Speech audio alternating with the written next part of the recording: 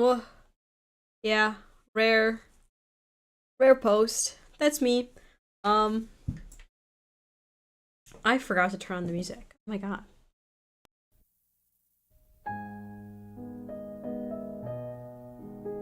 Yeah, I. It's been a week. I started talking about my thoughts about Wuthering Heights, the movie, the new one, but it ended up just being a recap of the book. Kind of a shitty recap of the book, if I'm going to be 100% honest. But that is what I did. And now I'm here to actually talk about the movie, which wasn't very good.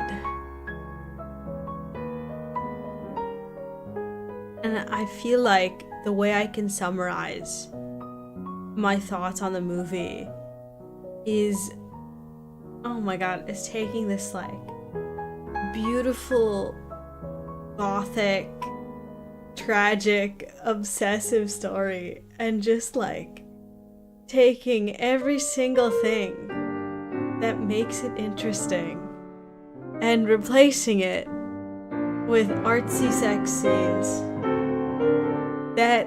That's the movie. I spent my last part kind of just talking about some of the substance that's in the book that I really loved. But I'm going to start with just talking about the movie. The movie opens up with like a kind of darkly comedic scene. And I do think if I had to give this movie any credit, if this was a better movie, it would have been a very good tone setting scene. It did a good job of setting the tone of the movie as like very sexual, but also dark, but also comedic. It wrapped all of that up and it gave you a very good idea of what you could look forward to experiencing. In the opening scene, the movie starts with a black screen and you hear all these noises of like grunting and groaning and moaning and creaking, like, you know, haha, these are totally like, it's sex, they're having sex, people are having sex. But then it cuts to, instead of a black screen, you see it's not, in fact, oh my god, this music is so loud, why did I do that?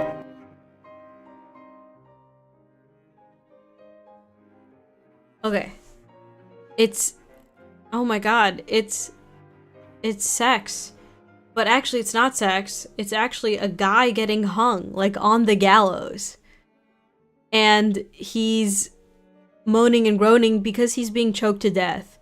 But also, he's like kind of into it. He's got a boner, and it's told as kind of like, oh, when you die, you get hard. I don't know how much sense that makes, but either way, it's meant to set up the kind of like, it's meant to set up like a link between the macabre and the sexual. And like I said, that is an interesting concept. And it's also like kind of funny, like people are reacting in a very exaggerated way. You have little street urchin boys being like, "Oh my god, he's got a stiffy."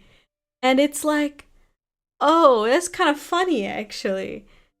And it's like, "Okay."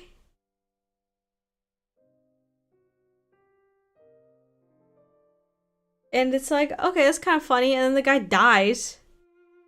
Bad to the bone, yeah. Then the guy dies. And everyone in the crowd just starts getting it on. And like I said, this idea of conflating like the sexual and the macabre is interesting.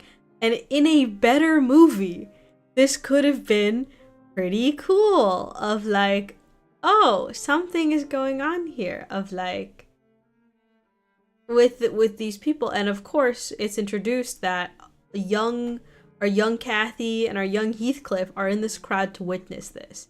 So we are obviously meant to interpret that this has left an impression on them. And again, if this was a better movie, it would have made sense. It would have meant something. The problem is that it fucking didn't. Like it kind of did, but it is like very much like front loading the movie with the weirdest shit happening in it. Like, this is probably the freakiest thing that happens in the entire film, despite it being kind of like advertised as being like, oh, it's so freaky. I'm so like weird. And it's like Emerald Fennell, the director, said in interviews about how she wants to highlight the sadomasochistic elements of the story. And it's like, I don't think that's a bad interpretation. I don't think that's a bad way to view the story. There are elements of that in there.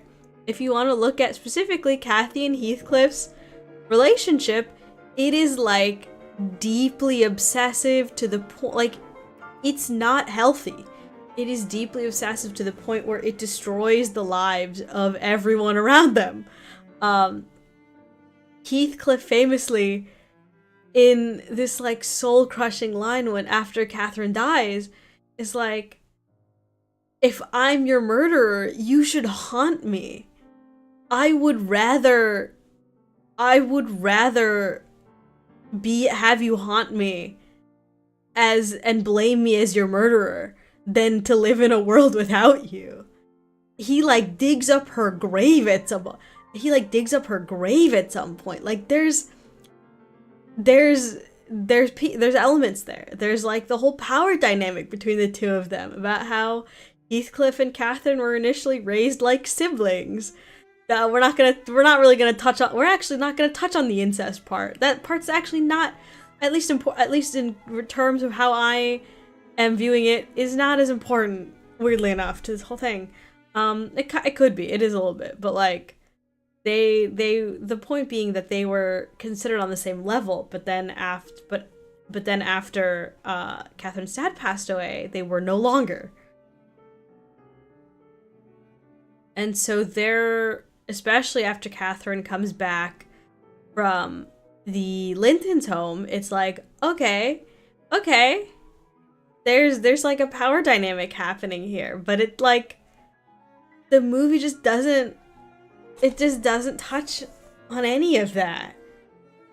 Like, I'm not even joking with you, Catherine and Heathcliff just have like really vanilla sex. The most interesting it gets is like, I guess Catherine was on top at some point, but it's still like fully clothed. They're kind of just like, oh, they're in the carriage. But I digress. I'm here to talk about the various differences between the film and the book.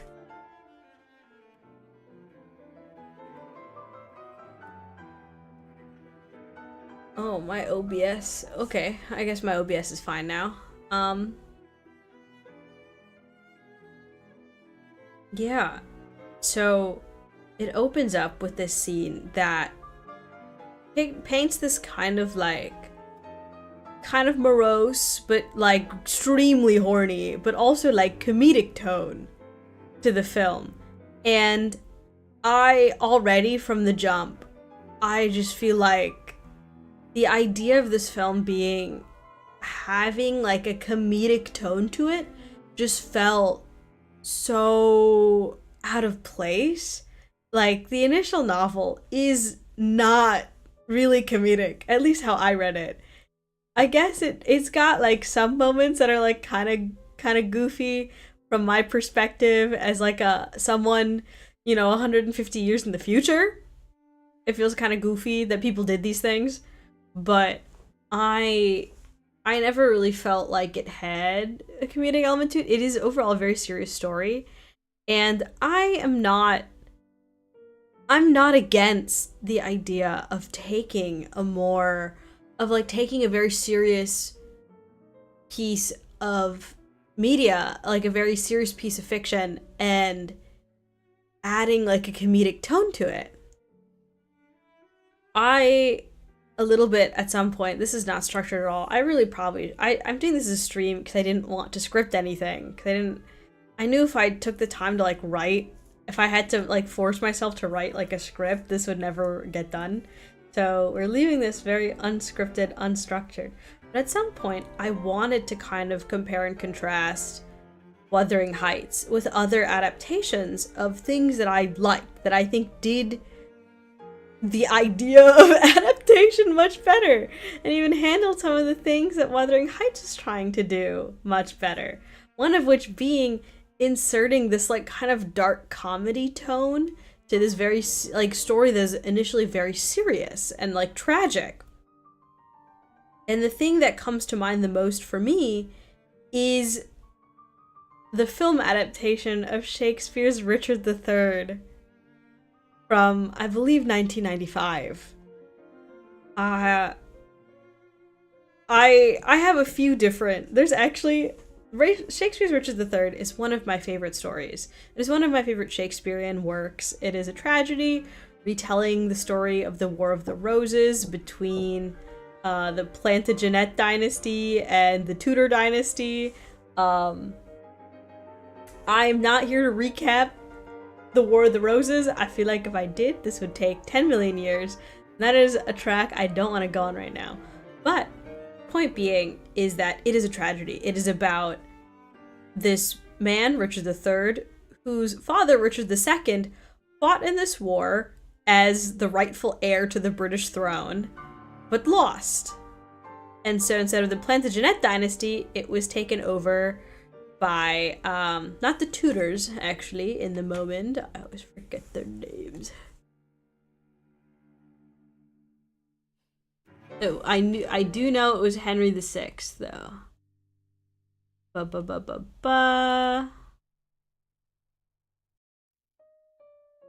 Yeah.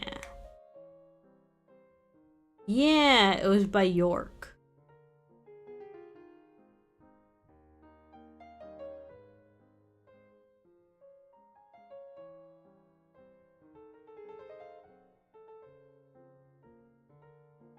Yeah. Yeah. In the house.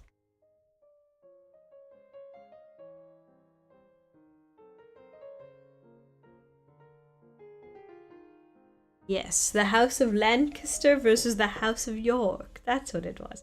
Anyhow, Shakespeare's Richard III basically adapts the War of the Roses, which is the war between the House of York and the House of Lancaster. And so Richard III's father, Richard II, fights in this war. He loses. And the seat is instead taken by the House of Lancaster, of which is Henry VI.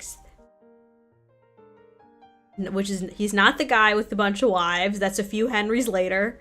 But the throne is taken by Henry VI. Richard III basically is, his whole thing is he wants to plot revenge for his father, and basically he wants to take the throne himself. He is the third son. He's got two brothers. So he basically helps his oldest brother, Edward, take the throne from Henry VI. But really this whole time, Richard is scheming and plotting to take the throne for himself. And it is a tragedy in the sense that Richard is a terrible person. It is a villain story. It is like this guy's descent, this already terrible guy's descended to like further madness as he is like obsessed with power. And I love Richard III. I have another Richard III adaptation that I think I'll talk about later. But the one I'm talking about right now is the movie from 1995, starring Sir Ian McKellen. Love that guy as Richard III. And Richard III is a tragedy. It is like everyone died. That is a story in which like fucking every single person dies. And in like tragic ways in which most of them are betrayed by people they love, or it's like, oh, it's delicious. It's tragic, it's beautiful. Love Richard III.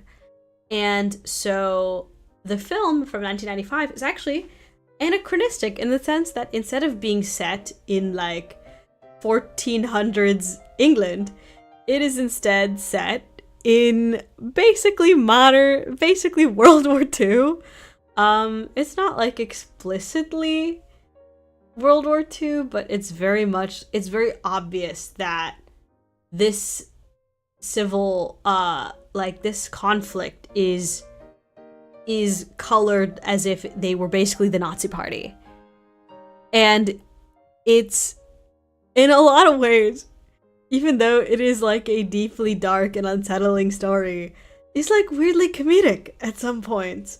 Just because of how kind of cartoonishly evil Richard is sometimes. Like, part of Richard's plot, like part of the story of Richard and why he is the way that he is because he is born with like a deformity.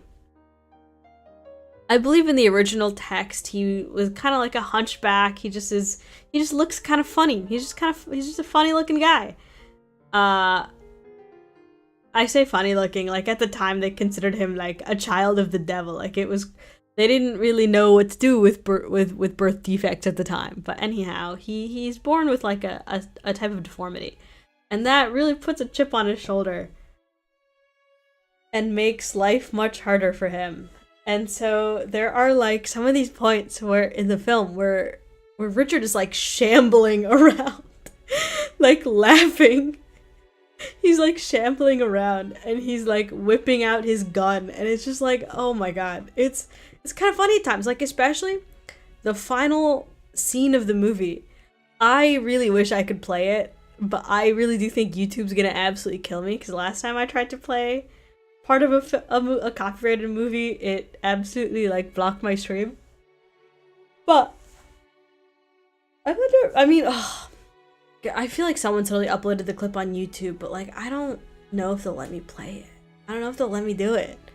But it's honestly hilarious, because it is the finale in which, spoiler alert, Richard dies. I'm sorry, I'm spoiling this story that was written 500 years ago based off of a historical event that happened like 600 years ago. But Richard dies in the end. And the finale is Richard being confronted by the new Henry of the House Tudor, and that's the beginning of the Tudor dynasty. And ultimately, it is all of his plotting and all of his scheming and all the enemies he's made coming back to bite him. And so Richard is basically has been cornered by the young Henry Tudor, and he's like in a burning power plant. This is all taking place in a burning power plant. And he gets cornered, and basically Richard gets shoved off of a beam into this like burning hole. And as he's falling, he's just cackling. It's like in slow motion. And it's also like honestly looks like shit a little bit, because it's from 1995.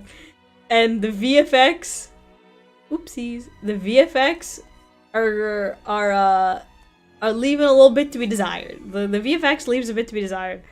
And so it's just like Ian McKellen, it's just like this Richard III, like getting smaller and smaller into this giant fireball as he's just like laughing maniacally, like to his death. Honestly, like cinema. This movie, absolute cinema. I would highly recommend it. It is a very good adaptation of Shakespeare's Richard III, but despite taking a lot of creative liberties when it comes to the setting, the time period, the aesthetic, as well as like how it portrays some of the dialogue and how it portrays some of the delivery, and kind of changing it to be almost like comedically evil to emphasize like how ridiculous all of this is all done in service of the story.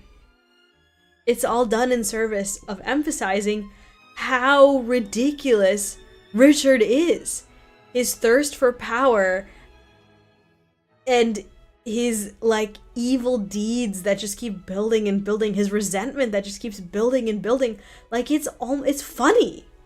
It's ridiculous to see like how much what he does and how much he goes through and for what. And in like a way, because of how that final scene is delivered, his death is delivered, it feels almost like he knew that. Like he knows that. And it just puts such a good conclusion to that story of basically saying like, not just like it had little to do with revenge, but just how much power can corrupt someone.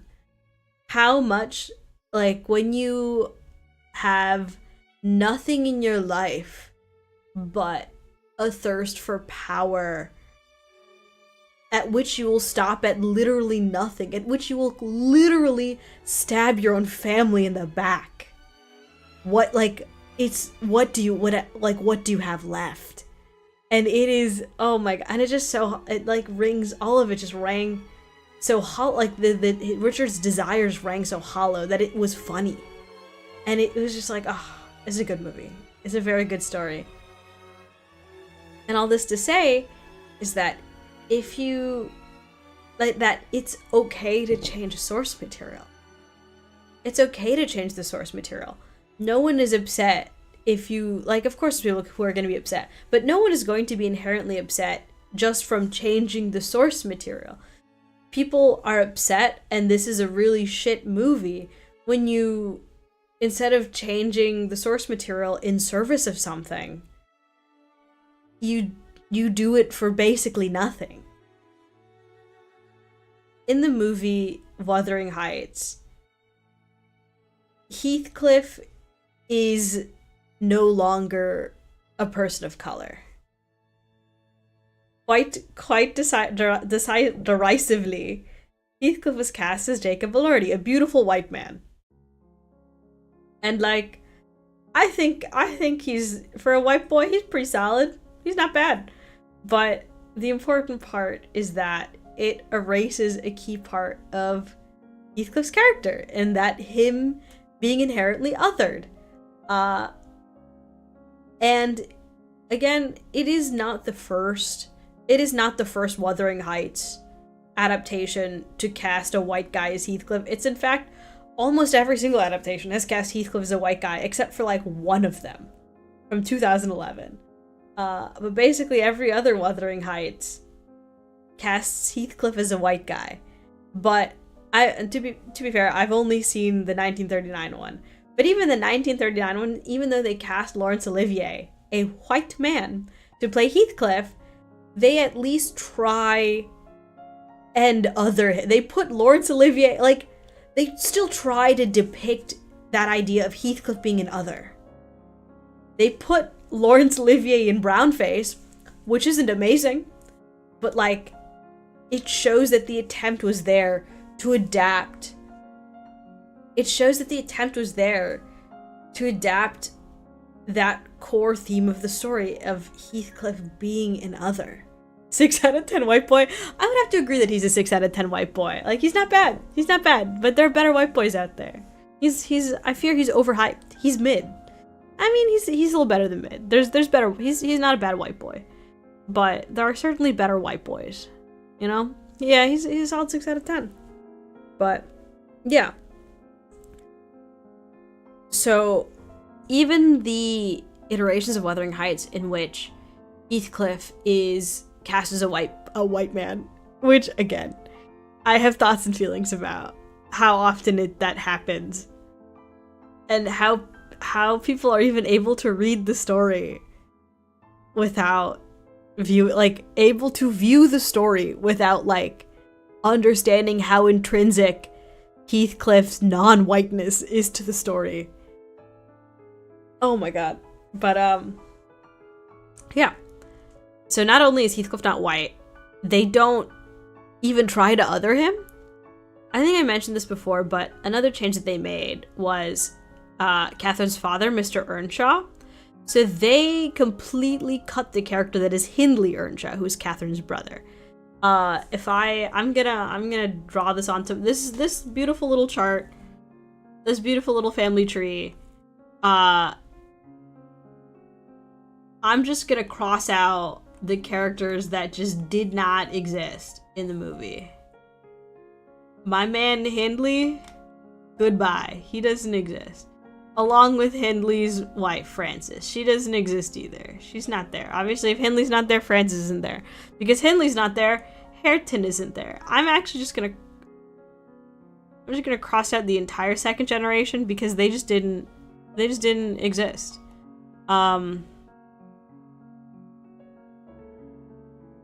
Neither did the first like the OG generation, actually. Any of their, I mean, honestly, their parents barely existed in the book either, but like, you know, at least they were like mentioned in the book.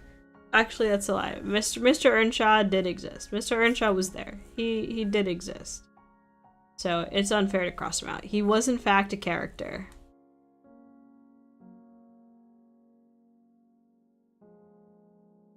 But basically, yeah, because they got rid of Hindley, in the novel, Hindley is the main vehicle for Heathcliff's oppression, while Mr. Earnshaw is a very kind man. Hindley, his son, is not. Hindley treats Heathcliff like absolute dog shit, treats him like a servant, beats him, berates him, like it's awful. Heathcliff is genuinely afraid of Hindley. Like, Heathcliff hates Hindley because Hindley treats him like absolute garbage. Partially because Hindley is jealous of Heathcliff, because Mr. Earnshaw adopts Heathcliff as his own son, and ends up kind of treating Heathcliff better than his own son. And in some ways, it's like, oh, that's kind of messed up. But also, when you see what Hindley's like, it's like, maybe Mr. Earnshaw kind of knew that his son sucked. Maybe Mr. Earnshaw kind of knew that his son was not a great person.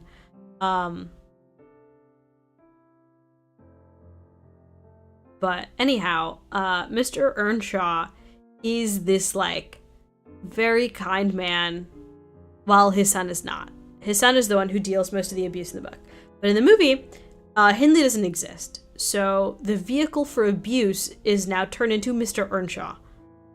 And by making Mr. Earnshaw this, like, alcoholic abuser, which is what Hindley was in the book, it really, like, makes a lot of key parts of the story fall apart. So the inciting incident of the entire book is when Mr. Earnshaw, this, like, very kind man, like, feels really bad for this child that he finds on the street and brings him home, is like, this is my son now. And this is viewed as like, well, Mr. Earnshaw, we know, is kind of a bleeding heart. He doesn't like when people are treated badly. He treats, even though Heathcliff is, like, again, there's theories that Heathcliff is Mr. Earnshaw's bastard son, but none of that is ever, like, really explored in the book. It's kind of just like a theory that people have. But I'm going to be operating under the assumption that that is not true, as it's not really part of the text. I guess it could be subtext, it could be something you can, but either way, I'm going to be treating this as though as if it's not there, as if it's not true. But anyhow, Mr. Earnshaw is a kind old man who brings in this like poor boy off the streets and treats him like his own son. And he's also someone that spoils the hell out of his daughter, Catherine. Part of why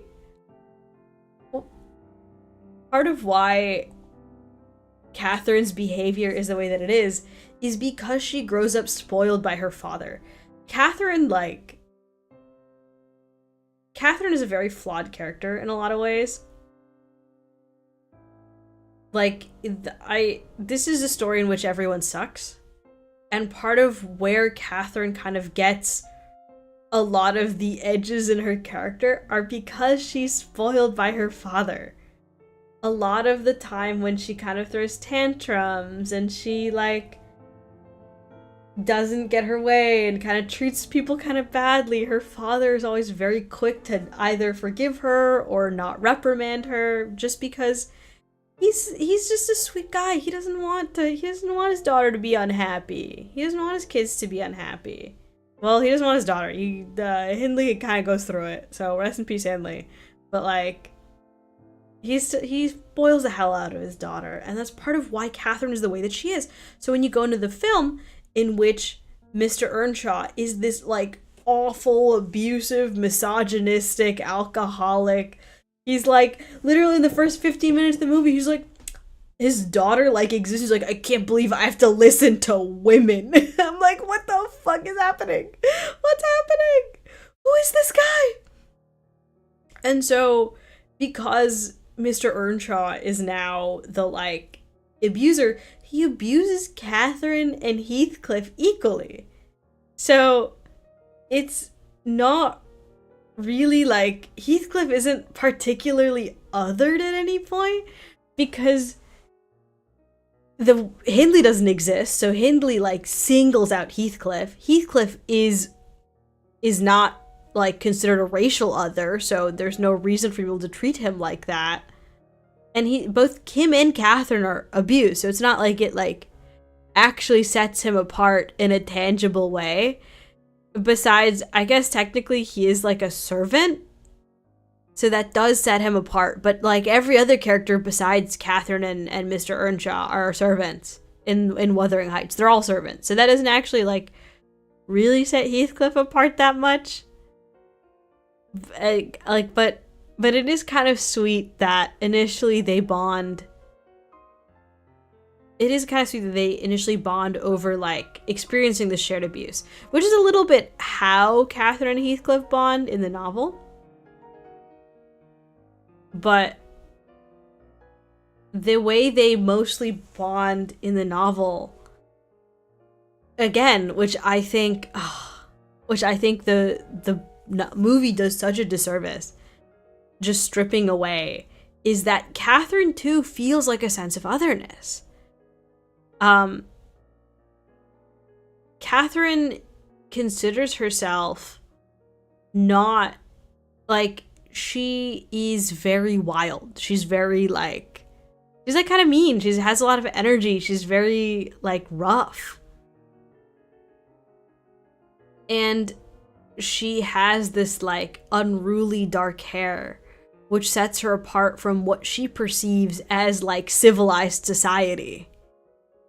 And her own brother like also Hindley also treats Catherine like shit too. Hindley doesn't know, I don't know what Hindley's got a lot of problems. Hindley doesn't treat Catherine well either.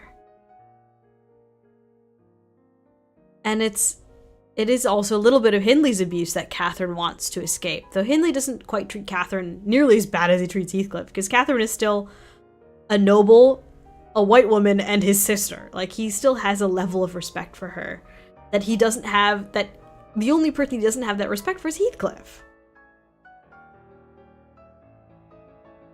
But anyhow, if we're keeping track here, the movie has now stripped the theme of Heathcliff's otherness. That purely not existent. That does not happen in the movie.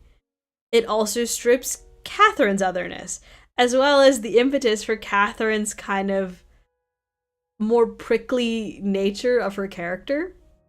So in the movie, I think it was just like seriously miscast. Not only Heathcliff, but Catherine too. So Margot Robbie is a beautiful woman and a great actor, but the rough thing is that this is just like not the role for her. She is 36 years old. Nothing wrong with being 36, but being 36 makes it very difficult to play a character who is like 16. Who's like 16 to 19 when the story takes place. So because of that, they have to age up Catherine and Heathcliff. Again, I get it. It would be kind of weird if you do all that when they're supposed to be 16, because also neither of them look 16. Both of them are adults. But it makes another very key part of the whole story just like not exist, and that being the reason why a lot of this stuff happens is also because they are young. Catherine and Heathcliff, during most of the story, are like 16. Catherine dies when she's like 18 or 19. Most of the story takes place when they're in their teens. And the way Catherine is brash and spoiled and like she's very impatient, she's very impulsive, and she's spoiled. It's very much like, this makes sense because she is 16. The way she latches onto Heathcliff, the way they latch onto each other, the way they are their only loves makes sense because they are 16. Because when you are 16, this is the most, like, this is the first time you're experiencing, and like, it is in a way also coming of age story, because this is the first time they're experiencing these kinds of intense emotions. And so a lot of the story just makes sense in the context of how young they are and why they make the decisions they do and why they make such impulsive, stupid decisions. It's because they're 16. But in the movie, they don't have that.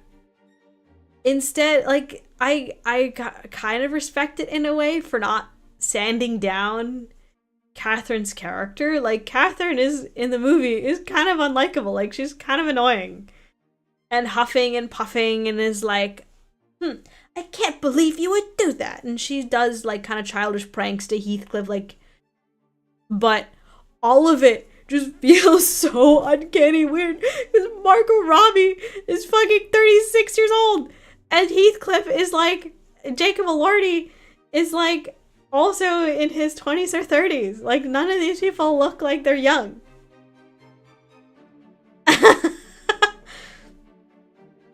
None of these people look like they're young. And it just feels like almost uncanny valley to just see these people that are like, kind of like feeling like they should be a lot younger, but they're not. Like, even in the movie, it references like how old Catherine is. Like, Catherine, it's like, this might be Catherine's only chance at getting married because she's so old. And it's like, wait, then why does she act like she's 16 something, like, most of the time? Why does she act like she's 16? Why does she make the decisions of a 16-year-old? Like, that doesn't make a lot of sense. Along with, like, the idea of she acts like a little princess, which also doesn't make sense considering she was abused by her dad, because now her dad's not nice to her. There's no one to spoil her. Like, it just doesn't make a lot of sense why she's the way that she is. Also, thank you for complimenting the thumbnail. I worked very hard on it. But yeah, it just doesn't make a lot of sense. And so later, when she meets the Lintons, again, when they meet the Lintons, I think Catherine just, like, trips on something, and the Lintons find her and take her in. But again, a huge part of contention in the story, when Heathcliff, as in the sense of Heathcliff being othered, his like, him being set apart, his idea for all of this revenge and this, like, giant resentment he has towards everyone who's wronged him is towards the Lintons, specifically Edgar, who immediately, like in the novel, calls Heathcliff, like, racial slurs. Is immediately like, they're calling him an it. Like, they are, like, that is a servant, get him away from here. Like, he's dirty. Like, that is a very important, like, that humiliation of just, like, them accepting Catherine, but rejecting Heathcliff is like, literally, like, part of his villain origin story. Like, that's part of Heathcliff. That is what makes Heathcliff want to take revenge on everyone and destroy everyone's lives. Because he has this, like, again, very interesting concept to explore, this, like, toxic obsessiveness, possessiveness of Catherine. And it's just like, but they just cut that out because you can't have Edgar being racist to Heathcliff, because Edgar in this movie is played by a mixed Pakistani guy. Uh, Again, Shazad Latif, great actor. He's a great guy. I'm sure he is. I've never met him, but I'm sure he's a great actor. I mean, I've seen his stuff. He's a good actor. I'm sure he's a good guy. That's not important though. But that entire dynamic of Edgar and Heathcliff, again, cut that out. It's just not there. Even like Edgar and Heathcliff don't really start antagonizing each other until after Edgar marries Catherine. And then Heathcliff comes back and is cheating on his wife is cheating on him with Heathcliff. It's like, well, yeah, that makes sense why Edgar doesn't like Heathcliff now, because Heathcliff is having sex with his wife. Why the fuck would Edgar like him? Why would Edgar like him? But that whole idea is just, again, is cut out of the movie. And so Catherine comes back from the Linton. She's all fancy now. She's got a pretty dress and she's got manners, and she's like, I deserve better than this. But again, in the book, Catherine still wants Heathcliff, even after all this, even with her manners, even with them like noticeably growing apart a little bit because of Catherine's time at the Linton house. Heathcliff, she still feels a bond with Heathcliff. She still feels attached to Heathcliff. That's never gone away. But in the movie, it's kind of a little bit immediate where Catherine is like, I'm so much better now. And it just is like, oh my god.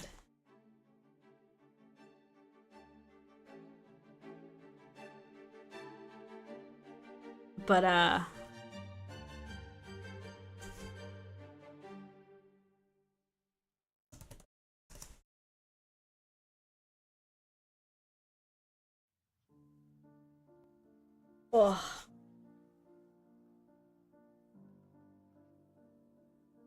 It's just like, it's just bad. It's just non-existent. I think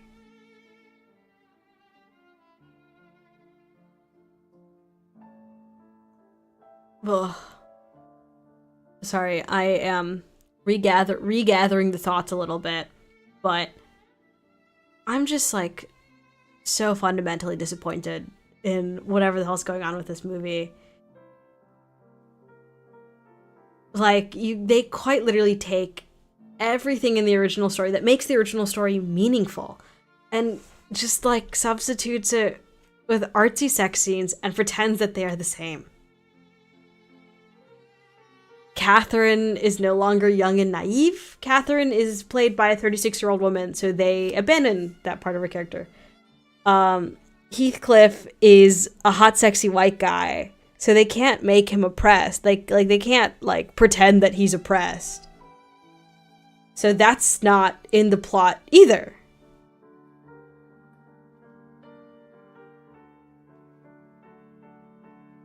Even like, I'm not like against the idea of adapting only the first half of the book.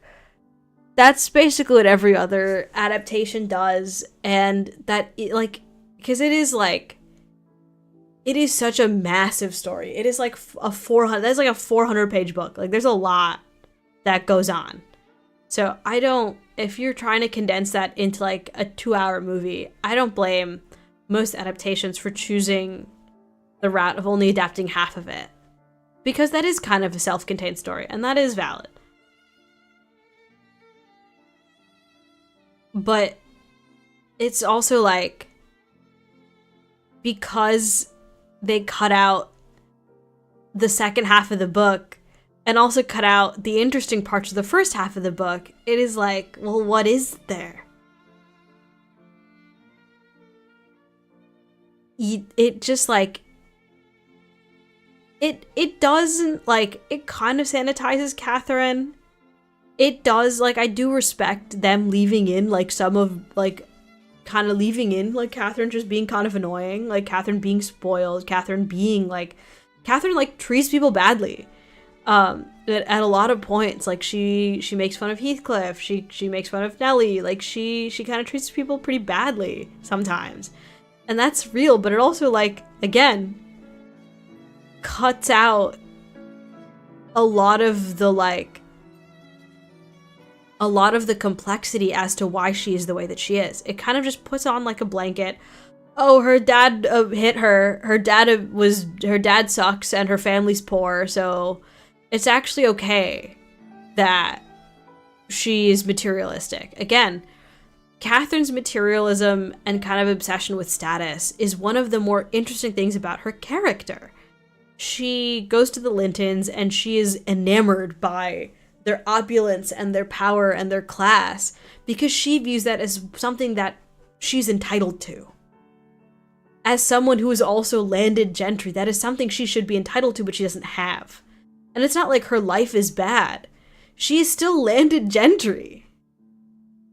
But she just doesn't have the poise that the Lintons do. She doesn't have as much money as the Lintons do. She doesn't have the proper blonde hair and proper manners and clothes and dress as the Lintons do. And she wants that. She is shallow, but she's 16. And at the same time, despite all of this, even when she does choose to marry Edgar and chooses a life of luxury over the man she loves, she herself is still doing it knowing that, like, she still like, kind of naively thinks that, like, if I marry Edgar and if I have this money and power, at least I can help that way I'll have some power to help Heathcliff with. Because the way she is in the book, even though the way she is at that time, she doesn't, even though she's landed gentry, even though she obviously has significantly more power and agency than Heathcliff does, it's not like she's still a young woman in 1800s England. The ruler of the house is her father and then her brother after her father dies. She doesn't actually have the kind of power to do anything to help Heathcliff. She has nowhere else to go besides her own house. She has no money. Obviously, she's a woman. She can't have property. But she thinks that if she marries Edgar, she'd at least have some money and some power to leverage to help to get Heathcliff out of there at least. Which is, again, a very naive way to go about things. But it speaks to, like, the complexity of her character. And same with Heathcliff, like, despite everything he does later, he's capable of love. He's capable of this deep love and caring. And, like, speaking of Heathcliff's atrocities, oh my god. The movie, again, because it's Jacob Elordi and we have to like him, what grace they give to Catherine, they do not give to Heathcliff. Heathcliff is so sanitized because, God forbid, we lust over this man who does something bad. God forbid. God forbid Jacob Elordi does something bad. Like, oh my god. I mean, by cutting out the second half of the novel, already that's cutting out of really the word, like, a lot of Heathcliff's atrocities. Most of Heathcliff's atrocities have to do with destroying the lives of the future generation. So this entire, like, this entire chunk of the family tree, Catherine 2. I always call her Kathy 2 a little bit in my head because her name is also Catherine, even though her mom is Catherine. It's confusing, I know. Most of his atrocities have to do with Hareton, Kathy 2, and Linton. And just, like, the awful things he does there. And just destroying the lives of all of these people because of his revenge. But he does still commit some atrocities in the first half of the book.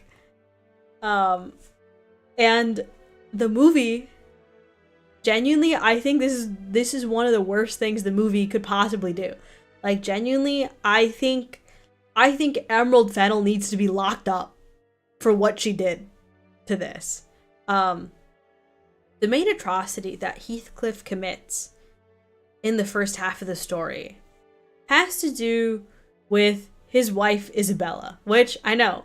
Heathcliff's in love with Catherine. Catherine is also in love with Heathcliff.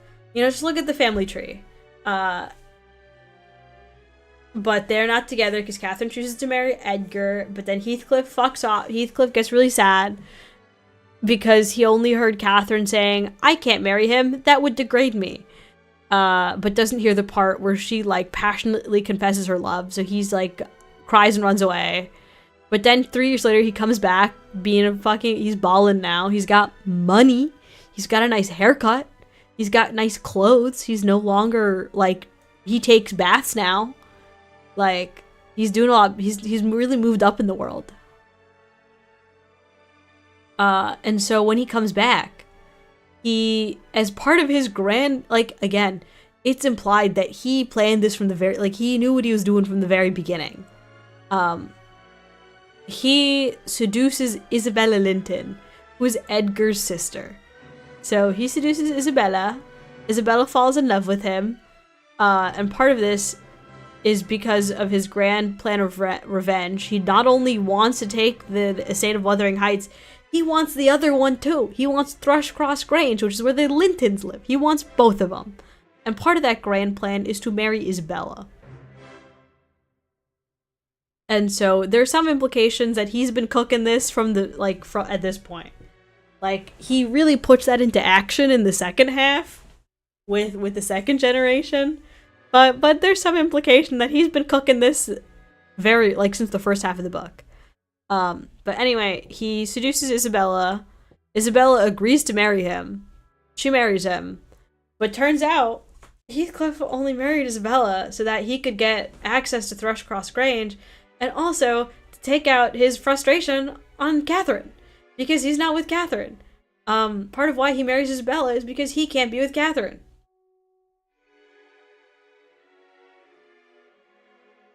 This is who's in the movie.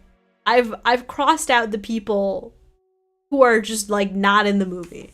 I also forgot to cross out Lockwood. Speaking of, I forgot to cross out Lockwood. My man Lockwood, not fucking there. My man Lockwood, rest in peace. Does not exist.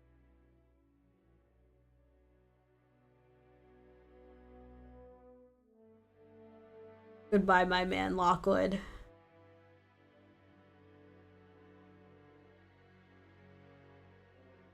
Yeah, it's how I feel. It's the only way I can express how I feel about this dog shit ass movie.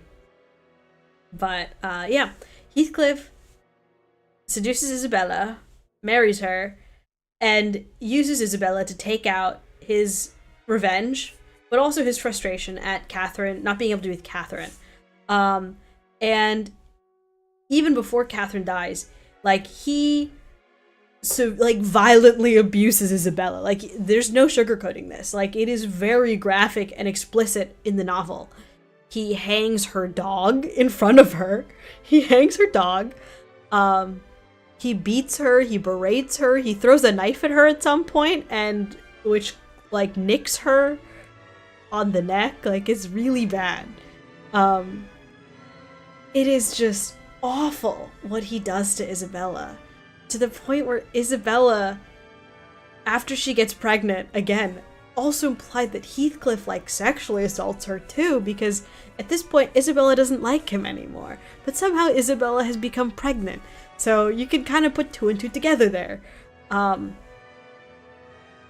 What he does to Isabella is, like, disgusting. It is like, he is, like, this is beyond evil. And, it's so bad that Isabella, in the early 1800s, chooses to pack up and leave. Because divorce isn't, like, a thing. Like, they haven't invented divorce yet. But she still chooses to be a single mother on the streets of London. than be with Heathcliff because it was that bad. And in the movie, it's gonna be kind of hard to find Jacob Elordi sexy if he like is out here hanging people's dog and beating his wife. So instead, they decide to have Isabella Linton be in on it. Instead of Isabella being a victim of abuse, she's just a person with a daddy dom fetish. She's into pet play. She is actually fully okay with just being a tool of Heathcliff's revenge. It's like cartoonish, where Heathcliff in the movie is like, I will never love you, Isabella. Are you okay with that? Are you okay with just being my toy and my tool? And she's like, yes, daddy. It's disgusting. It like made me want to puke. It was so bad. And it's like in the novel, Isabella writes these like pained letters to Catherine and Nellie being like, everything is awful. Heathcliff treats me like garbage. I'm forced to basically be like a beggar in her own house. She only has scraps to wear and dregs of rotten oatmeal to eat.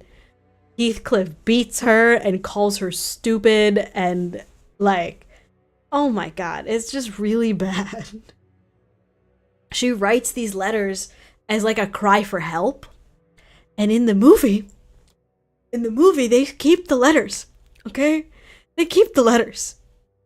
But instead of them being an impassioned woman's cry for help, it is Isabella abetting in Heathcliff trying to get Catherine jealous. Heathcliff basically tells Isabella to write these letters so that Catherine will notice him. And I'm like, okay, Isabella was not that good of a person either.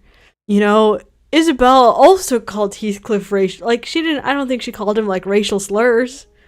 But she still also was complicit in treating him like a servant when they were kids. But, you know, Isabella is a flawed character. She is kind of stupid. Like, Isabella is not very smart. Even in the novel, she's depicted as not being the brightest bulb in the box.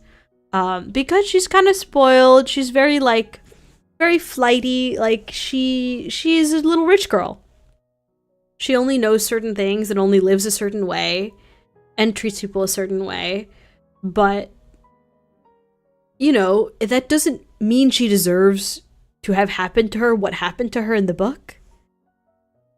And it just is like disgusting to take that story and turn it into actually she consented the whole time because we are supposed to like Heathcliff in this. We're supposed to like Jacob Elordi. He's too beautiful to beat his wife, is what the movie is doing. And it like makes me sick, along with just like the absolute erasure of Heathcliff's identity. The only reason why that doesn't bother, like the only reason why is because I'm already used to that. Like a lot of adaptations already do that. And it sucks and it's terrible, but it's something that already happens. But the idea of like looking me in the eye and saying, actually, this is more feminist because Isabella is sexually liberated. I'm like, you gotta go on the fucking boner gallows for that. You gotta go on the gallows that make you horny for that. Cause oh my god. Like, God forbid we have the sexy white man fantasy, like, be a bad person.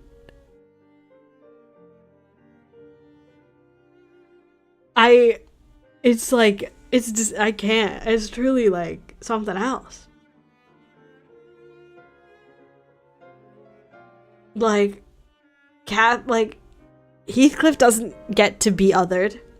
Heathcliff struggles, main struggle, written out of the story. Catherine's struggle and her pining about Heathcliff and how much of it is born from their shared adversity is just like replaced with her being horny all the time. Like, okay, we get a few scenes of them being abused together as kids. Okay.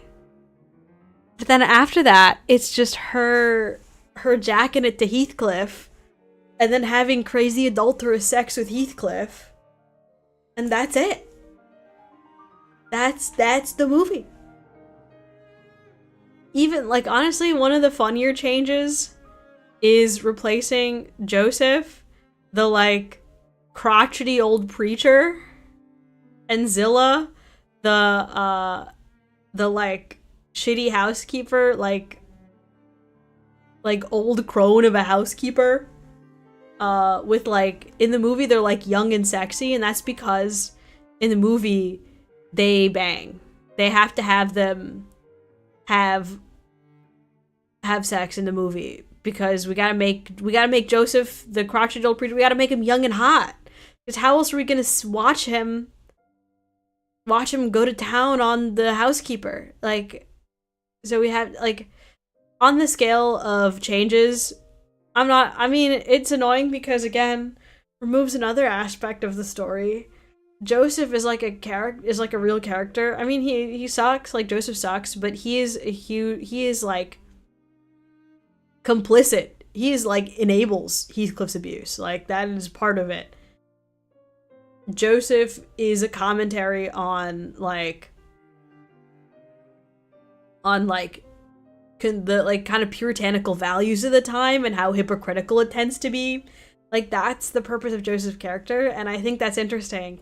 And again, taking that out, stripping another important aspect of the story from the film. Instead of being this, like, symbol of, like, moral purity and the hypocrisy of that, he's kind of just like another hot guy that, like, gives some maid back shots. Like, that's what we get. And all of that is in service to, like, Catherine walking in on them and being like, oh my god. And then Heathcliff, like, covering her eyes, and that's supposed to be, like, kind of titillating. Okay, I get that. Like, I get what they're trying to do with that. But again, I hate how much of my, like, criticism of this is, like, there's too much sex, because it makes me feel like a prude. And I'm not a prude. I want it, like, I can't emphasize enough that I'm like, no, I like that it's freaky. I actually think the movie isn't freaky enough. I think it could have been interesting if they actually wanted to explore, like, the sadomasochism, if they want to explore that. Instead of just turning the, like, abuse victim into someone with a daddy dom fetish, and just, like, even that's, like, not that freaky. She just, like, has a collar at some point, and it's like, oh my god. Yes.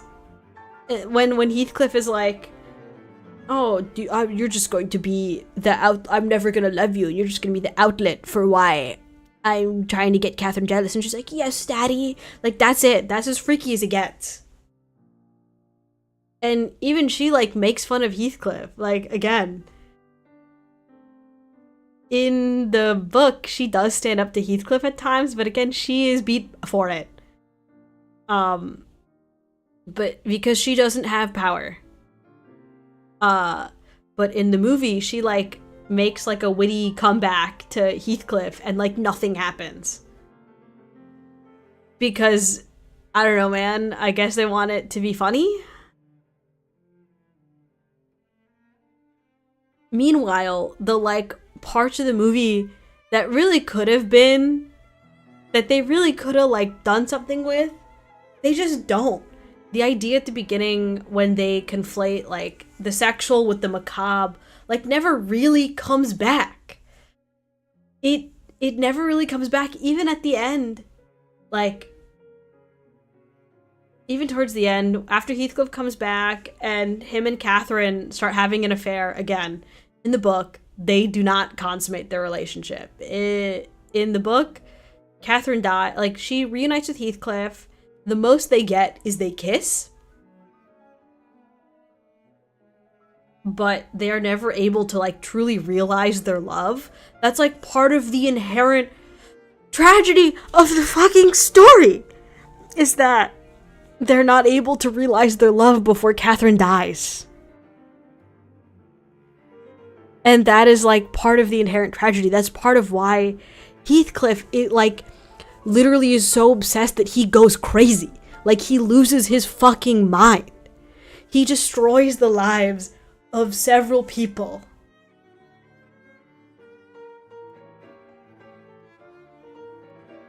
I'll do something. I'll try and denote who's dead and who's not. Okay. I'll make this a little bigger. Okay, make this. Mr. Earnshaw is in the movie. He just dies.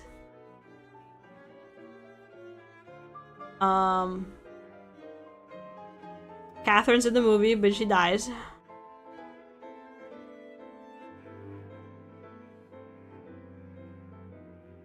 But yeah, it's just like, that's the inherent tragedy of the story, is that Heathcliff and Catherine never get to have their love. They never get to realize that and see it through. And that's part of the tragedy of it, because of the, like, part of it is, like, Catherine does decide to marry Edgar. She makes the decision to marry Edgar. She has, like, she does have, like, materialistic and shallow motives for that, because she wants to be rich. She wants to be the most powerful lady in the town. Like, she wants to be, like, the it girl of her local area. But also, she does, like, love Heathcliff. She wants, like, this is the only way she can think of for life, because that's the only option she has to make life better for both of them. And just the idea of, like, she can't, like, it is not, like, something that ever occurs to her that she can marry Heathcliff, because he's not white. This is a time period when slavery is still legal. Like, Britain is still a major slave hub. That's just, like, not something that factors into her mind, that, like, marrying Heathcliff is an option. Because, again, this is even before he has money and banners. Before he comes rolling up with his nice clothes and a lot of money. When he's literally just, like, a servant. Like, that's not even an option. She's like, what, like, functionally, what are we gonna do? Like, if she does marry him, like, what are they gonna do?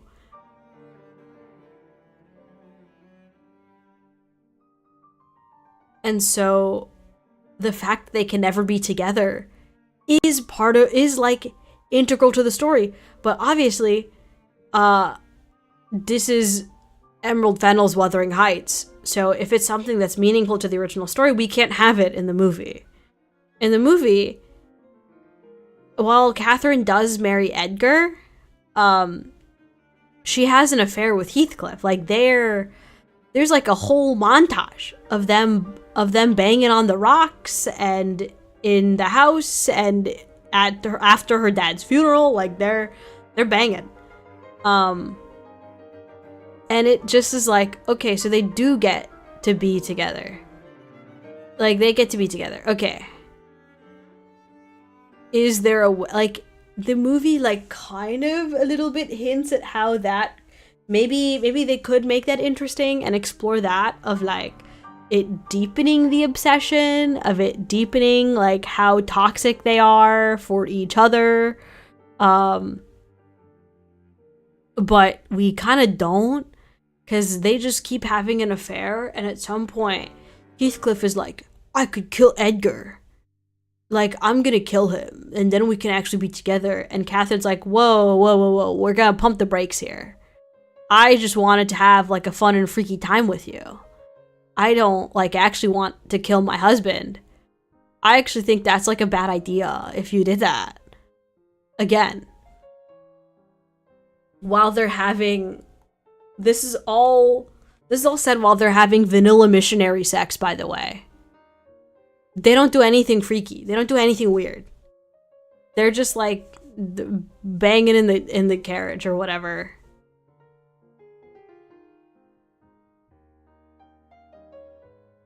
And it's like, okay. But so we get a hint of like expanding on Heathcliff's obsession of like, now that he's with her, he's like, I'll kill your husband about it, which does not happen in the book. Heathcliff gets in a fight with Edgar, but it's a lot more mutual.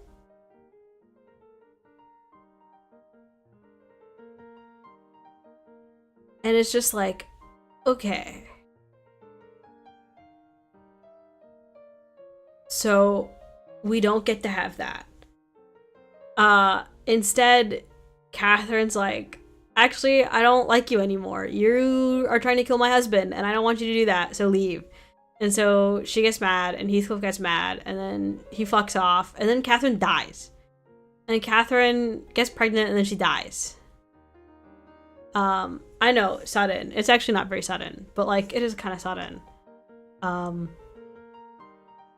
I guess technically Catherine too dies.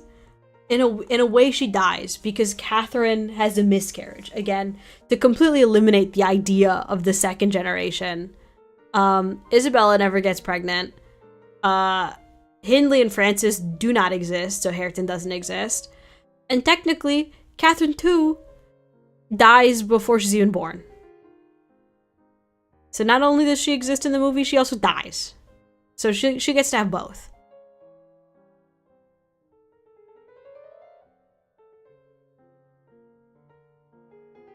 It's just like, ugh. It's so hollow. Like nothing meant anything.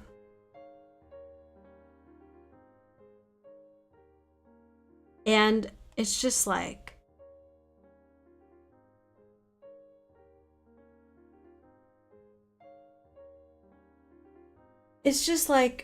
all of it is so surface level. All of it is treated so like, there's so much beautiful imagery in the movie. Like, again, Emerald Fennell is really good at stringing together things that look really cool and like in theory, like represent something.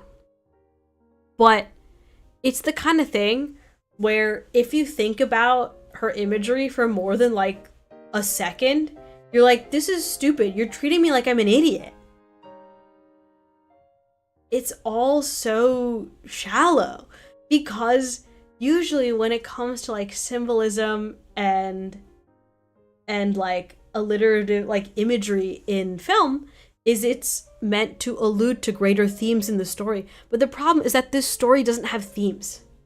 Like truly, I don't know what message and what theme Emerald Fennell is trying to convey to me through this, besides mashing her Barbie dolls together, besides writing her self-insert fanfiction where she, again, like genuinely, I think that she cast Margot Robbie because she has blonde hair and blue eyes like she does.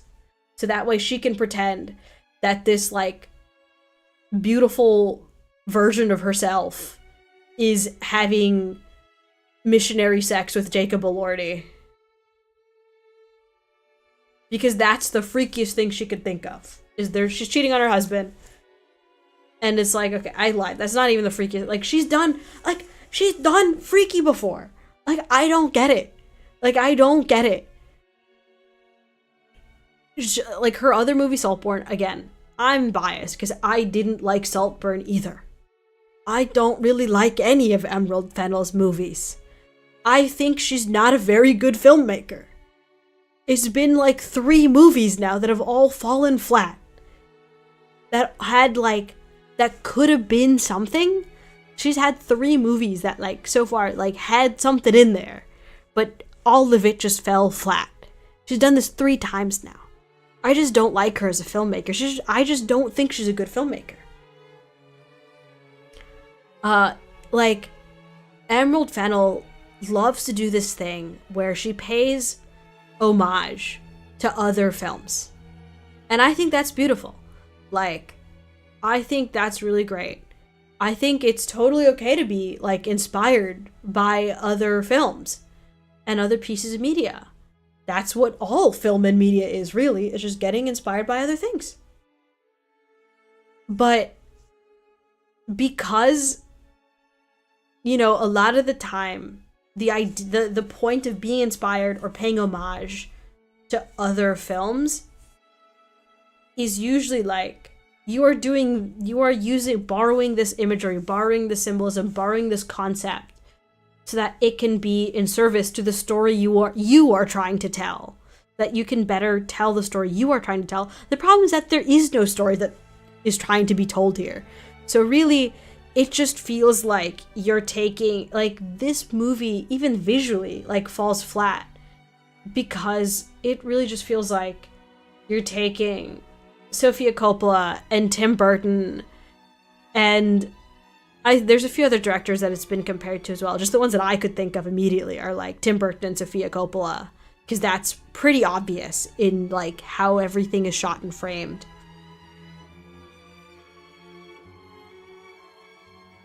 But it's just like, you can clearly see where she is inspired. Gone with the Wind. Oh my god, there's so many nods to Gone with the Wind in this.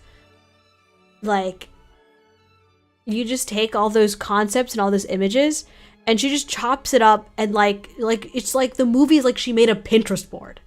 That's really what it is she just, like, takes all these concepts and images from other pieces of media that she likes and just, like, made a Pinterest board of it. And that's about how deep it goes. And so it just, like, feels, it's not even, like, good. Even the imagery is just like, well, yeah, no shit. I think a fucking monkey would understand that, like,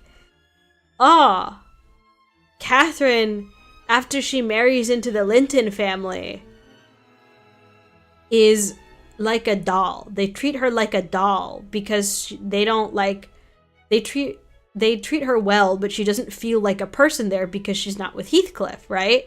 That's the point. She feels like a doll. You want to know how the movie shows this to us? By having Isabella turn Catherine into a doll and put her in a little dollhouse, because Catherine is like a doll and she feels like a doll. Isn't, like, yeah, I see that. I didn't need the little dollhouse to tell me that. I'm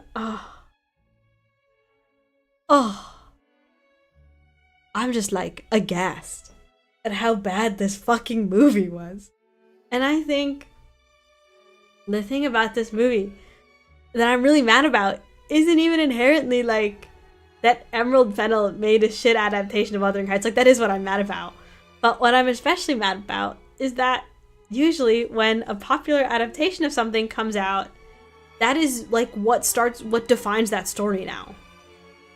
Like, more people, at least more people that are currently alive, have probably seen 2007 Pride and Prejudice than have read the novel Pride and Prejudice. And the movie is different from the novel. Not like, I mean, obviously it's not, like, wildly different, but there are certain artistic liberties that the movie takes that are not in the novel. But that is what currently defines Pride and Prejudice. And I don't think it's bad. Like, I love 2007 Pride and Prejudice. I love the novel Pride and Prejudice. I think it's a very good adaptation, despite its differences. But that is now the modern touch point for Pride and Prejudice, is the 2007 film. And what makes me so sad is that this is what the modern touch point for Wuthering Heights is going to be. Most people watching the movie have probably never read Wuthering Heights, or they read it in English class and then they forgot. I read Wuthering Heights when I was in high school and I barely remembered it. Which is why I decided to reread it like a month ago before the movie came out. And, like, hopefully You know, one of the only good things I can say is that it hopefully has gotten some people more interested in the source material. But the reality is that most of the people who watch the movie are not going to read the source material. Their entire interaction with Wuthering Heights is going to be a work that guts it like a fish. It's going to be a work that just like guts it entirely until you're left with nothing but skin and feathers. There's nothing there. No meat, not even bones.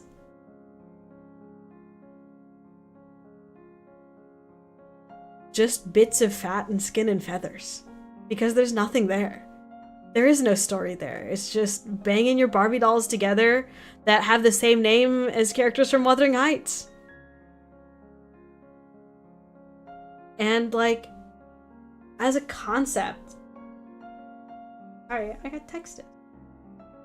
Yeah, and as a concept, that just like makes me so depressed about how popular art just expects less and less from its audiences.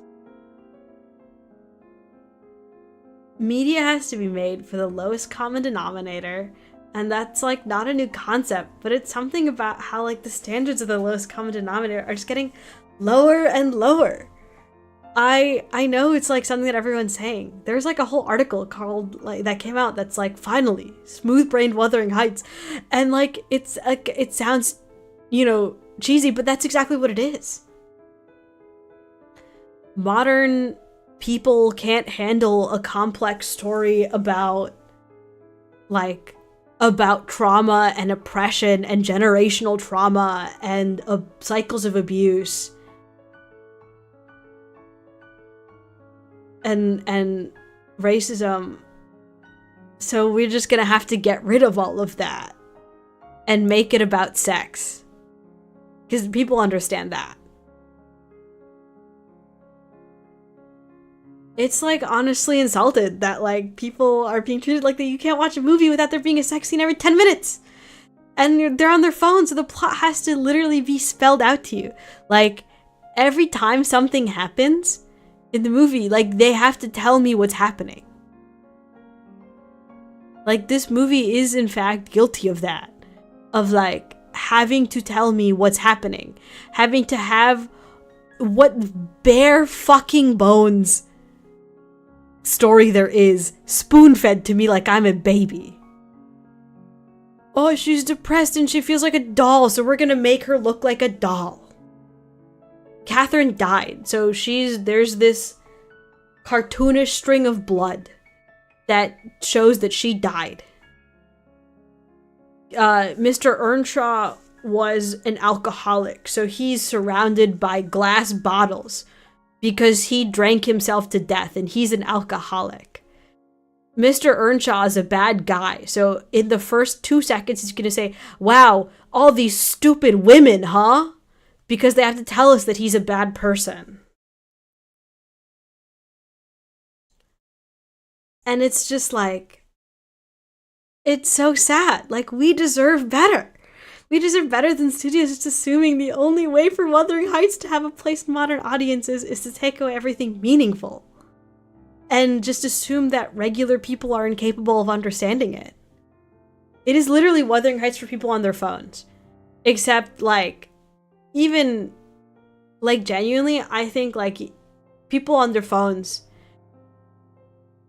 even people on their phones deserve fucking better than this. People on their phones deserve better than, like, 10 minutes of, like, artsy montage sex scenes. Like, they deserve better than that. And just, like, I think all of this ties back to, I think Emerald Fennell is a bad filmmaker.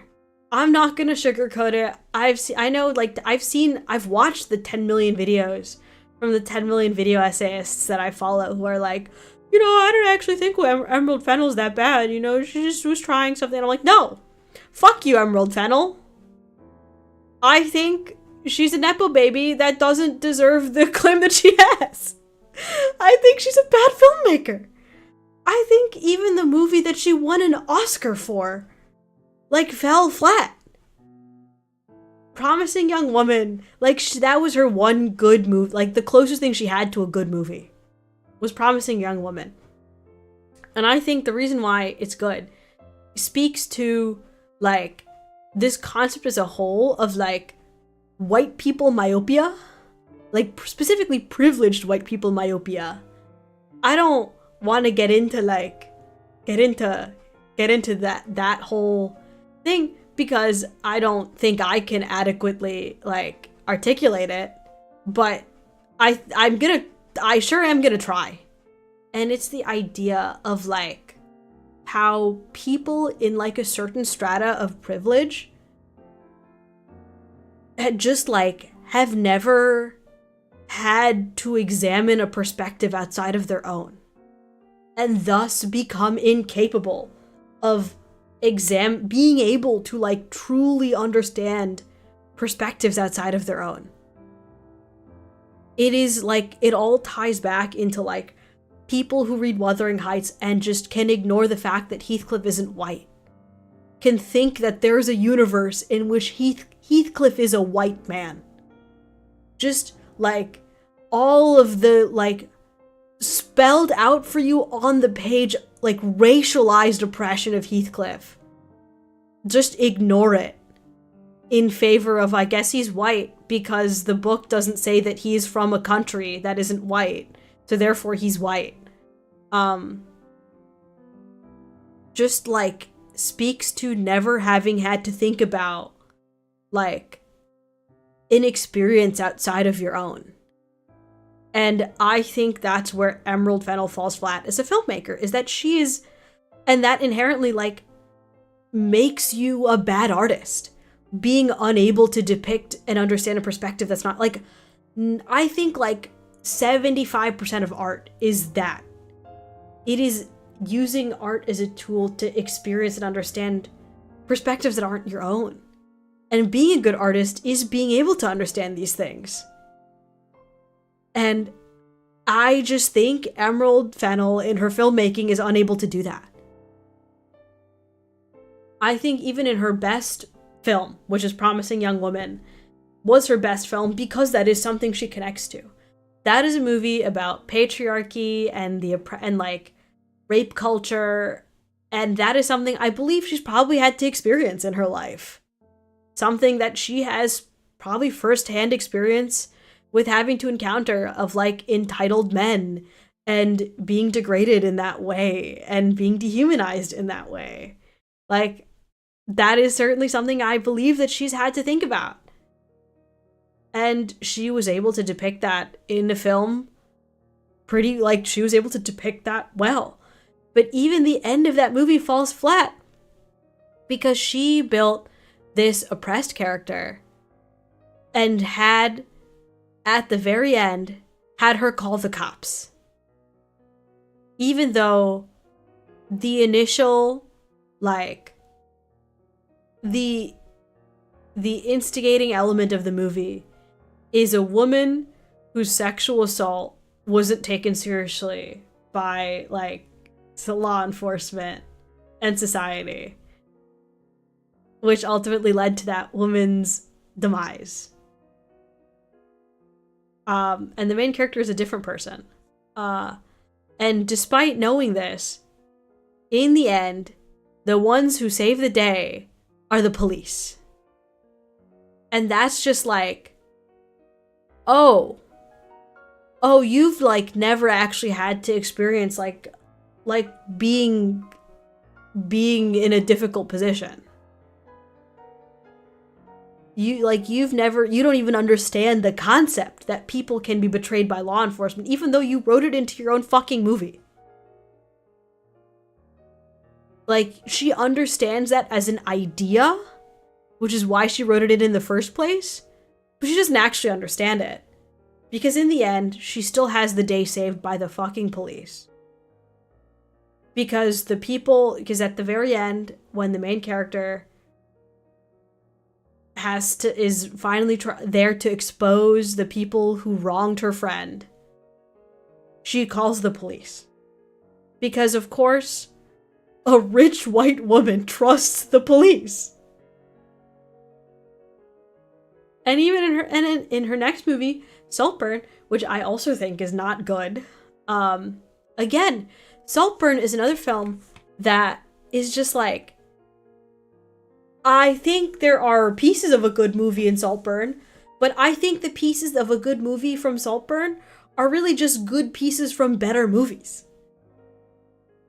Like Emerald Fennel, those ones, like the inspiration for Saltburn, I see a lot more from like Brideshead Revisited. Like even she herself is like, she was inspired by like Brideshead Revisited and Talented Mr. Ripley. I mean, she denies the tie to Talented Mr. Ripley, which I think is fucking I think it's bullshit. I'm like, girl, you beat for beat copied the story of that movie. You like, she wholesale, that's the story. She just took out the gay. She just took out the like homoerotic aspects of Talented Mr. Ripley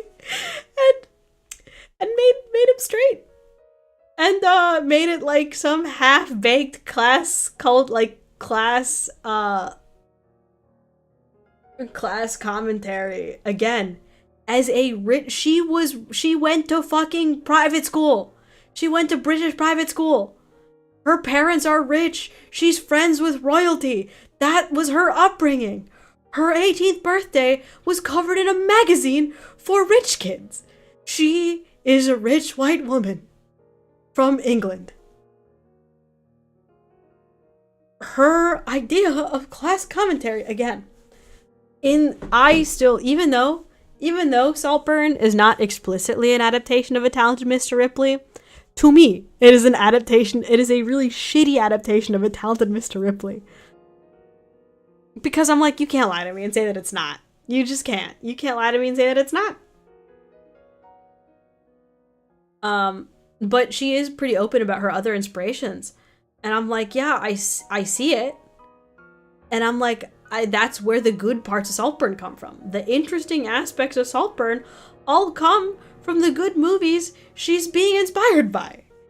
All the like nuggets of a good story in Saltburn are just like, oh, I think this concept is cool. I think this idea of like the duplicity and the like tricking people into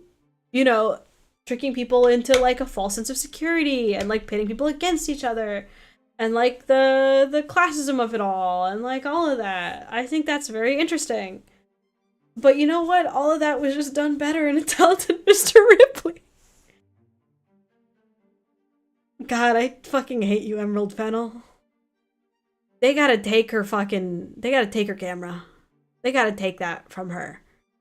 Because even in even in Saltburn, it's just like a bunch of imagery. She's guilty of the same thing. I'm like, oh, she puts statues in the background that like depict, that kind of foreshadow things and kind of tell you things. And it's like, okay, you put the statue of the devil behind the guy who was murdered. And then the guy who killed him was wearing devil horns. Wow. I can't believe so the message that's being told to me is that the guy who kills people is bad. That's the message of all of that. Excellent.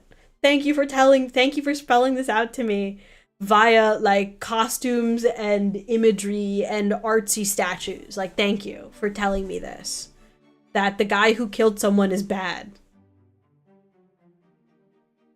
And it's like, it's all the same. She puts in these like shocking images that aren't even that shocking because it doesn't mean anything. The scene in Saltburn where you have Barry Keoghan fucking a grave, should have put that in Wuthering Heights. If there was any film in which to have someone have sex with a grave, it's Wuthering Heights. Heathcliff literally digs up Catherine's grave. And he digs up Catherine's grave. He desecrates her body by taking her necklace that has a lock of her husband's hair in it and taking that out and putting his hair in it so she's buried with his hair. That's in the book. but she doesn't include that in the movie. Instead, it's just them having, like, missionary sex. And at some point, like, Isabella is on a leash, but they don't, like, have sex about it. She just says, like, yes, daddy, and then they have sex. And then she's on a leash, but she's, like, fully clothed. They're not, like, doing anything. It's just to be like, wow, isn't this crazy? Woman on leash.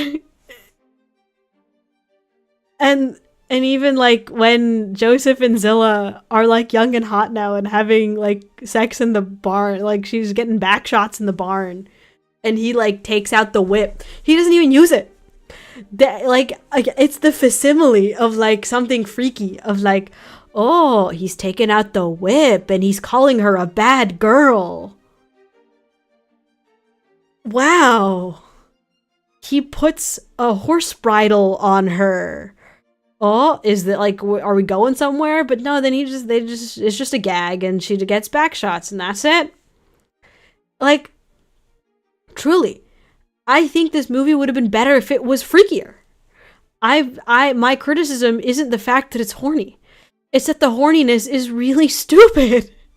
Instead, I'm not even joking with you. I'm not even joking with you. There's a scene that shot for shot recreates the TikToks of that guy on TikTok, who needs dough in a sexual way, who is shirtless and makes bread and is like fingering the dough, like bar for bar. That is recreated in this movie. And I get it's supposed to be kind of funny, even in the framing of the movie. It's like kind of comedic. But I was so like, I'm so like over it that the comedy doesn't serve anything. The comedy is there for literally no fucking reason. Just because she thinks it would be more fun this way. And it's like a little easier to stomach when Catherine dies at the end. But like the comedy and the tragedy like don't make sense. Like they don't mesh. Like at some points there's some scenes that are just like funny. Like Catherine literally like sees someone like fingering dough because someone is just making bread. And she gets all hot and bothered and she has to go jack off to Heathcliff in the rocks somewhere about it. And it's like funny.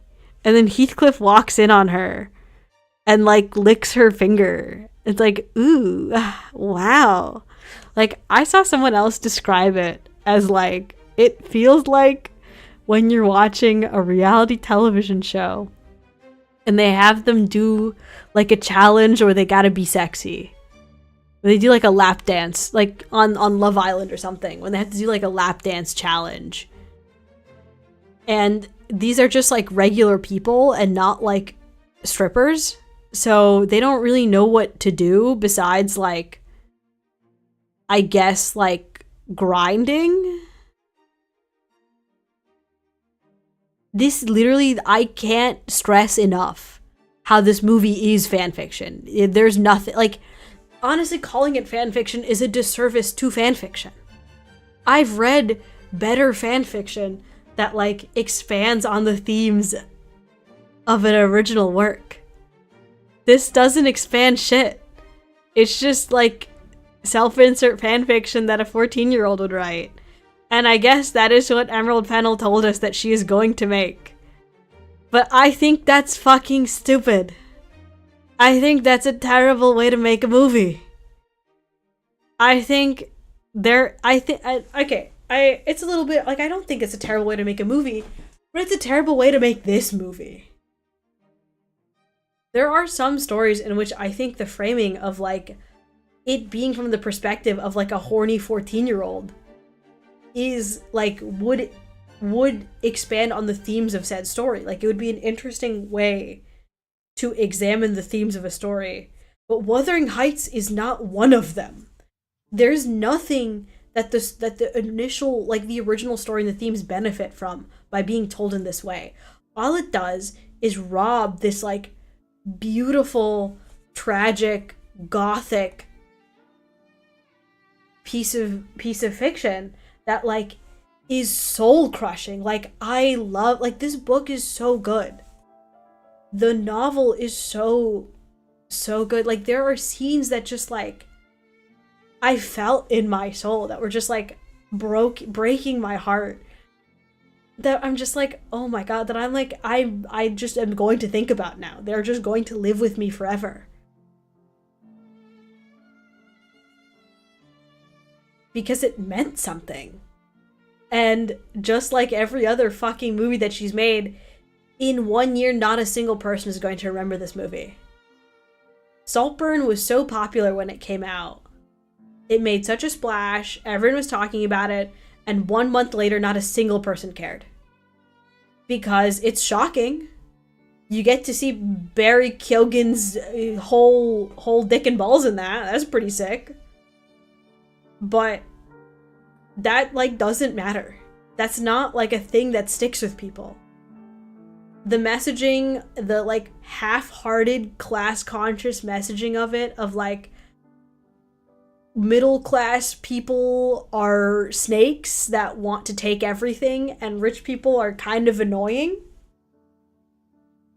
mean nothing to people.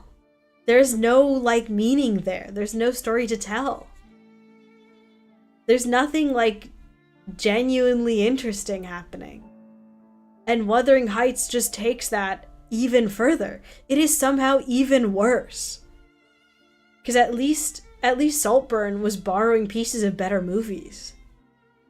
Wuthering Heights just, like, flays the skin of this story over, like, I don't even know, over, like a sex scene to a Charlie XCX music video. Like, that's kind of it. And it makes me sad. It makes me so deeply sad that this is what we got. And now this is what's probably going to... Honestly, I hope people forget about this movie. I hope in 1 month not a single person cares. And no one remembers this movie because no one, like, there's no one out there who thinks Saltburn is their favorite movie. Because if they did think Saltburn was their favorite movie, they are now over the age of 18 and have hopefully seen more movies. Because there's nothing there besides, like, pretty pictures. And Wuthering Heights is just as bad, if not worse.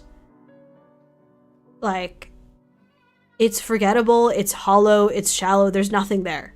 You are truly meant to just, it is meant to fill time, and that's about it.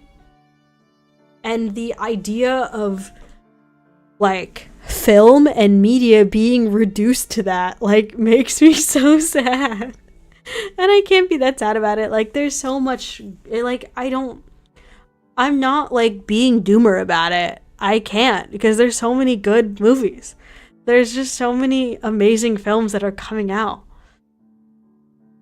Even in, like, the past year, we had masterpieces like Hamnet and No Other Choice. Those movies are so good. Those movies mean something, and they do something.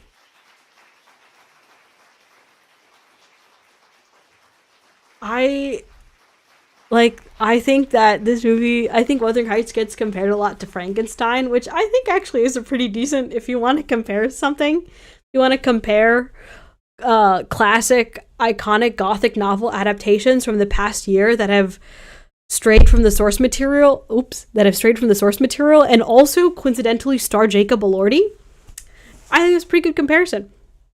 And I'm biased. I know, I don't like Emerald Fennell's movies, but I do like a lot of Guillermo del Toro's movies. But I think Frankenstein is much better, because even though it departs a lot from the source material, it's still a movie. I still think about it. There's still a story there. Every change that Guillermo del Toro makes is in service to something. In a lot of ways, Guillermo del Toro, like, flattened the characters of Victor and the monster. Like, in the movie, it's a lot more straightforward. Like, Victor kind of just wholeheartedly sucks, while the monster is just, like, a victim. And that flattens a lot of what happens in the original book, in which Victor and the monster are a lot more complex characters. Like, Victor sucks and he abandoned his child. But Victor's also just like a guy trying his best. He doesn't want people to die. And he's willing to make sacrifices so that people don't have to die. But also, and like the monster too is like, he's a victim. But the monster also does just like actively murder people. Be out of revenge. But in the movie Frankenstein, none of that happens. But a lot of these changes are in service to Guillermo del Toro telling a different story, slightly different story, because not only is it an adaptation of Frankenstein, it is also semi-autobiographical. He's also using this story to not just like tell the story of Frankenstein, he's also using it to explore like the themes of cycles of abuse that he himself went through as a child through his abusive father, and which then he depicted in the movie. And because of that, some of the characters had to get flattened a little. Like, had to get flattened in a way that changes the story from the source material, but like, it is in service to like, it is still in service to depicting that cycle of abuse. It is in service to like, like a character like Elizabeth, which in the book she's barely a character, but in the movie she's a lot more fleshed out. Like she's actually contrary to Victor and the monster, she's much more complex than she was in the novel, because that examines like the idea of like consent and the horrors of being female. Like he does put effort into that through like Elizabeth and Victor's mother. And I think that's really interesting. Like there is something there, even though he changes the source material, even though he flattens the characters of Victor and the monster, it is still in service to something. There's a story there, there's themes there, there's a reason why he's doing that. He wants to use this also as a vehicle to pay homage to his own culture. He himself is like, I wanted a little bit for it to feel like a telenovela, because that's what he grew up on. That's what he loves.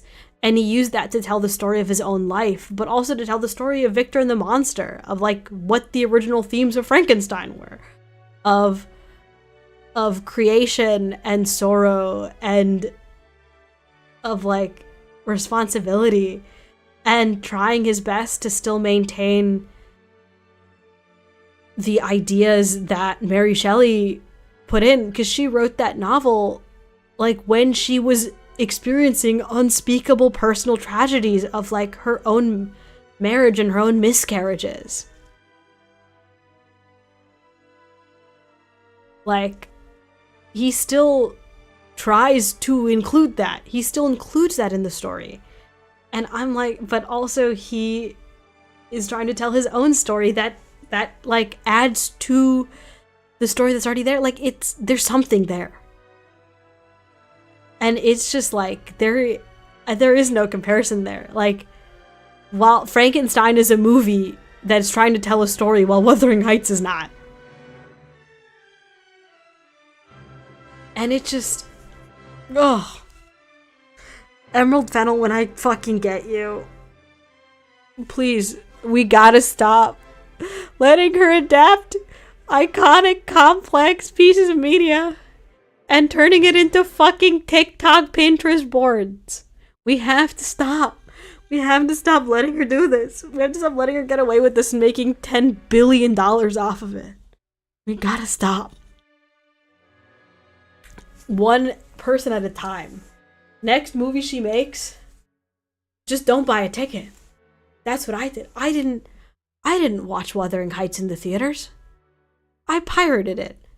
I sat through like a shitty cam rip because I didn't want to give them my money and tell them that I think this is good filmmaking. Like, why would I do that? I don't actually know how much Wuthering Heights grossed, We're gonna Google that right now. We're gonna Google how much Wuthering Heights 2026 gross. Wow, it just crossed $200 million at the global box office. Isn't that great? It's not. I don't think Wuthering Heights deserves $200, let alone $200 million. And I just think about $200 million means like each dollar is a ticket. That is someone who's now whose touch point to Wuthering Heights is this like sham of a film. And that just makes me sad. Like, people deserve better than this. We have to stop giving money to just fucking slop. To just like, I think it looks cool. You just don't think about things. You just turn off your brain and you watch it and it's fine. We deserve better than this. We have to stop giving our money to this. We gotta stop. It's not worth it. Next time Emerald Fennell makes a movie, we all have to promise we're not gonna watch it in theaters. If you really want to watch it, pirate it. Watch a shitty cam rep. Who gives a shit? She doesn't need my money. She is already rich. She has more money than God. Like, she doesn't need it. We don't have to give it to her. And maybe one missed dollar at a time, the world will realize we don't need movies like this. We don't need to give millions and millions of dollars to filmmakers like Emerald Fennell and give her $200 million in the box office. Okay, give me a second. I have to Google Hamnet gross income.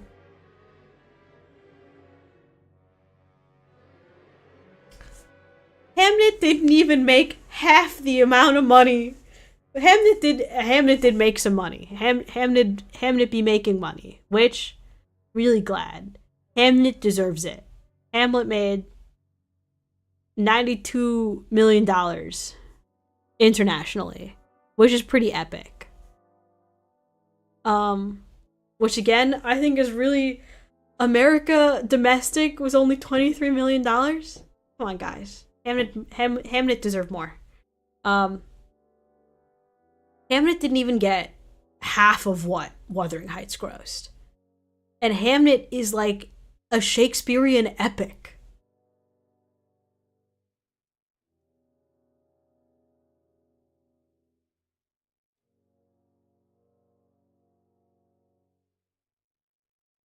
Oh my god. But I guess what we're giving money to is Wuthering Heights. Like, we, as a people, deserve better. And I think that's what's important.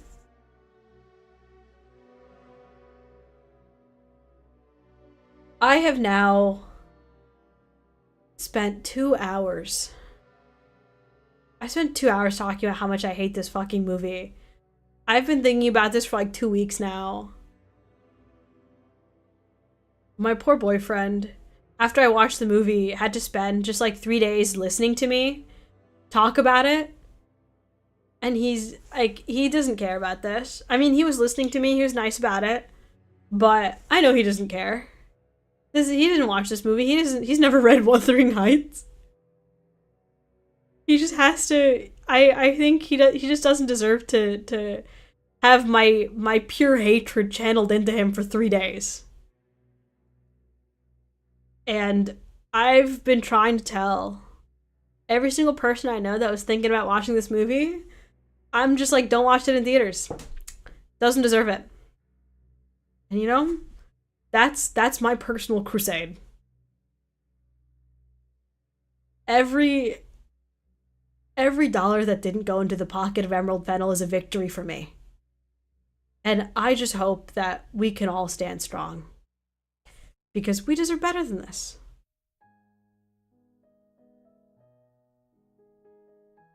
And I think that's kind of what I want to close out on, is fundamentally we deserve better than this. As an audience, as a people, we can handle complex, beautiful stories that tackle subjects that make you uncomfortable, that tackle grief and abuse and horror without having to dumb it down. You can have subtext. We deserve to have subtext. We deserve to not have stories spoon-fed to us. We deserve to have stories that mean something, that define what art is meant to be. In experiencing the lives of other people. And yeah. That's my thoughts on that's my thoughts on Wuthering Heights, the new movie. My throat hurts and I'm sleepy. I'm gonna go read manga. I'm gonna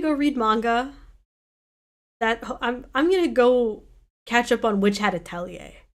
That's what I'm gonna do. I'm gonna go catch up on Witch Hat Atelier and remember that things are good. That for every fuck-ass Wuthering Heights there's so much art out there that, like, can reach directly into your ribcage and pull out your soul. That was made with so much love and intent.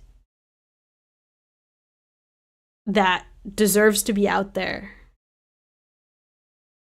And that's so beautiful that we have that. That for every, like, TikTok slop movie we have, there are so many other artists out there that want to make something that means something, that leaves an impression on people,